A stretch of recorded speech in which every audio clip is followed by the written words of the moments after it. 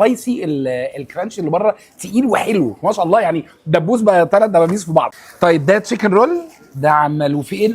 نفس فكره اللي حصل في الدبوس بس على الصدور. ده روز بيف ورومي مدخن وحركات. سويتشايه في الفراخ بنت لذينه. ها صح كده؟ بس هذا بالله التوفيق. دين الشيف البريدنج استاذ. تمام. ونروح معشوقة الوطن العربي. تعالى المسحب يا جماعه، بالذات في الخليج يعني. طيب بص فراخ، مش فراخ مفرومه، فراخ، وبص التتبيله واصله لقطع لحم الفراخ لغايه فين. بص اللي بيعمل لكم البريدنج ده عايز يباس والله.